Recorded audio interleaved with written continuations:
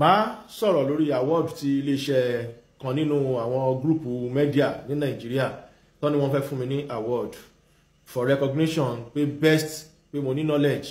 mo dẹ̀ good àwọn ọ̀dẹ̀ gbọ́ báàdì nípa mi rí ẹ ṣé mo dúpẹ́ mo kí gbogbo ẹ̀yin lọ́gàlọ́gà látòrí bàbá mi Bọ́lá Ahmed Tinubu. Mo wá fẹ́ pé wá ṣàkíyèsí ọ̀rọ̀ kan mi kì í ṣe content creator human rights ni mí gẹ́gẹ́ bí ọmọ human rights tèmi kọ̀ wà nínú Yorùbá nation ni kò sí nínú Nàìjíríà torí pé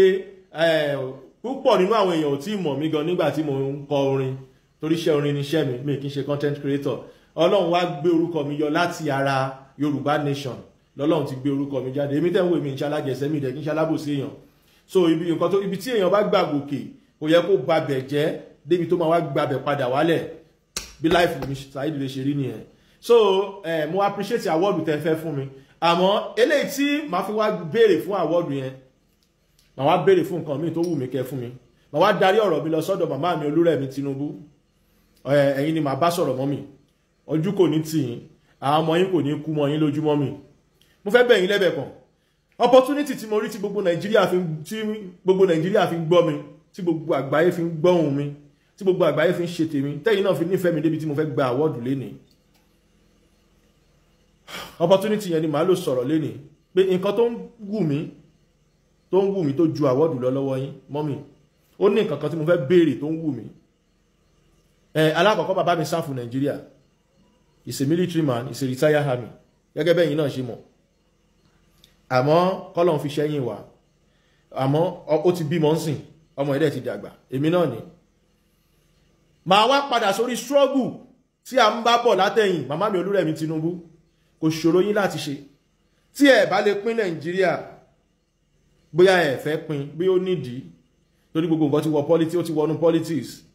màmá ẹ bá bàbá sọ̀rọ̀ kan ṣe restructuring ẹ bá wọn sọ̀rọ̀ àsìkò Yorùbá láwàáyé ìyà ò lè máa jẹ Yorùbá kémi dẹ̀ wà lọ máa gba award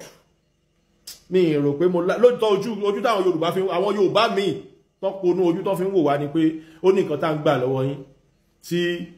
a fi sọ̀rọ̀ àbí tá a fi ṣe fatafata mọ́ ọ̀pọ̀lọpọ̀ ìgbàgbọ́ wọn nìyẹn kódà kò sọ̀rọ̀ tí wọ́n sọ lórí olóyè Sunday Igboho àmọ́ Ọlọ́run rínú Ọlọ́run dẹ̀ rí ọkàn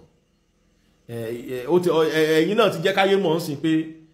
àwa náà tó ọ̀rọ̀ sọ a mọ̀ nǹkan tá à ń sọ láti sọ pé kán jẹ́ ká pín látẹ̀yìn wa mo fẹ́ lo opportunity award wípé mi ní wá gba award yẹn ẹ má bínú ẹ̀yin gbogbo ibi tẹ́ ti mọ̀ mí náà ní ló yẹ kí n sọ̀rọ̀ síbẹ̀ mi ní wá gba award yẹn nǹkan tó ń wù mí kẹ́ pè mí wá gbà nǹkan méjì ni kì í ṣowó mi nídìí owó látọwọ́ bàbá Bọ́lá Ahmed Tinubu tí n bá nídìí owó máa tẹra mọ́ṣẹ́ mi ni Ọlọ́run kò dẹ̀ ní dójú tì mí nídìí iṣẹ́ mi ẹ dákun mo bẹ̀ yín màmá wa Tinubu màmá wa Olúrẹ̀mí ẹ bá wa ṣe findings lọ́wọ́ àwọn DSS òkú méjì tí wọ́n pa nílé olóyè Sunday Igboho níbo ló wà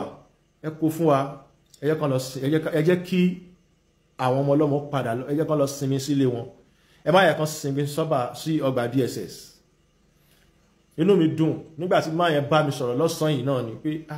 àwọn fẹ́ fún mi ní award nínú àwọn tí ó ń sọ̀rọ̀ online tó ní òye tó lọ́pọlọ táwọn tí Nàìjíríà dẹ̀ gbà tiẹ̀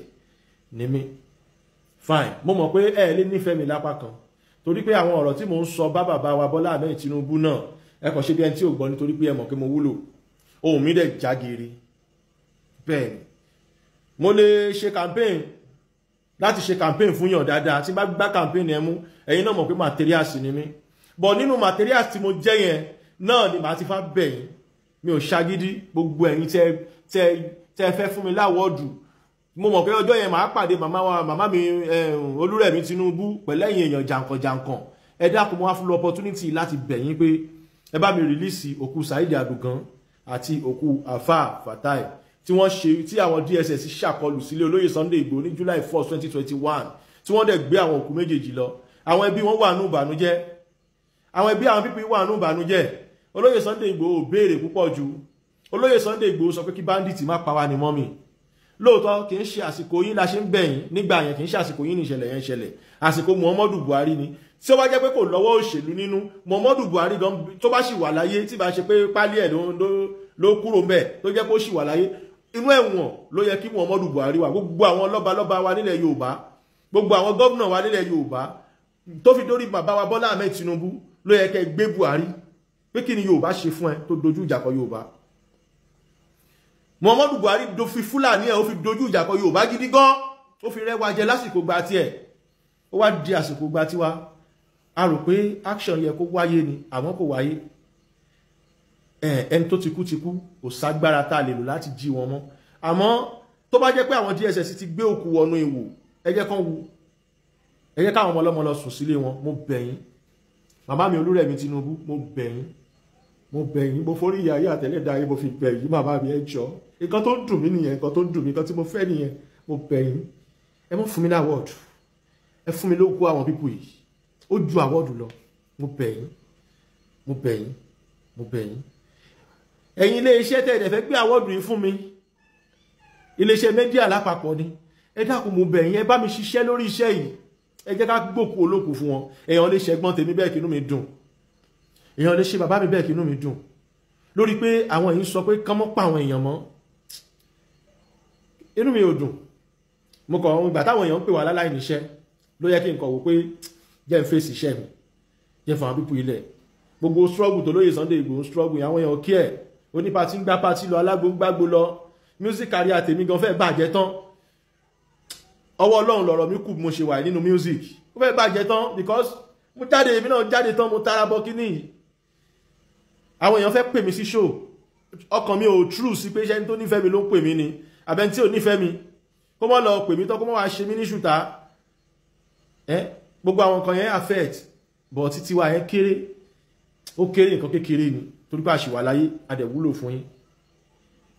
Mi ní kẹ́ má pè mí o, òye mi ìdẹ̀ ní kẹ́ má ṣe gbogbo nǹkan tẹ́ bá fẹ́ ṣe, àmọ́ àwọ́ọ̀dù yẹn ṣe kọ́kọ́ bá mi mo kúrò náà. Ẹ jẹ́ ká a nídìí òkú Saheed Adugan, a dẹ̀ nídìí òkú Alfa Fatai, ìyẹn ni mo fẹ́ kọ́kọ́ ṣe fún mi náà. Tẹ́ bá ṣe yẹn fún mi, tẹ́ bá provide yẹn fún wa látọ̀dọ̀ DSS, tẹ́ bá ṣe yẹn fún mi, kódà tẹ́ bá ní kí bá ń ṣe campaign next election, mo lè ṣe mi mind, mo lè ṣe ni mi sọ pé máa ṣe bọ̀, mo lè ṣe because sínú èèyàn bá dùn ládùn jù kò sí nǹkan tí ò lè ṣe. Àmọ́ nǹkan kan wà tó ń bà wá nú jẹ́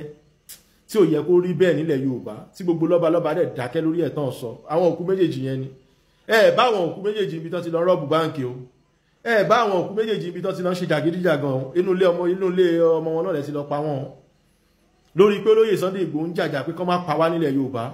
Àwọn èèyàn kan ní wọ́n fi wówó ni owó lóyè Sunday Igboho ṣe ń wá, tẹ́ bá tiẹ̀ wò yàn lọ́ọ̀kan ẹ súnmọ́ ẹnìyẹn náà, kẹ́ wo nǹkan tó tó náà. Àwọn èèyàn kò bẹ̀ sí sọ̀rọ̀ rádaràda, inú àwọn Fúlàní wá ń dùn, inú wọn ń dùn pé àgbọ́ra wáyé. Gbogbo àwọn kìíní ìyàn ló weak down movement yẹn. Ẹ mọ̀ rò pé torí pé báwọn èèyàn ṣe bú wa yẹn kọ́ ló náà ló tún weak ẹ̀, bí kìí ṣe pé a kò fẹ́ kó Yorùbá mọ̀ ní pé a mọ̀ nǹkan tá à ń sọ. Gbogbo ayé ti wá ń nà sí pé a mọ̀ nǹkan tá à ń sọ. Àmọ́ àwọn èèyàn náà tún jẹmùlá náà nínú struggle bí nǹkan ṣe wọ́n ẹ̀, wọn ò kí ẹ̀. So nǹkan tí mo fẹ́ nìyẹn o, tí n bá ní mo nídìí àwọ́dù yín rọ́gbọ́n pa, kódà mi nídìí appreciation anybody bí mo ṣe wà yìí. Ẹ jẹ́ kọ́ lọ́run appreciate mi pẹ̀lú iṣẹ́ ọwọ́ mi, pẹ̀lú wà mi.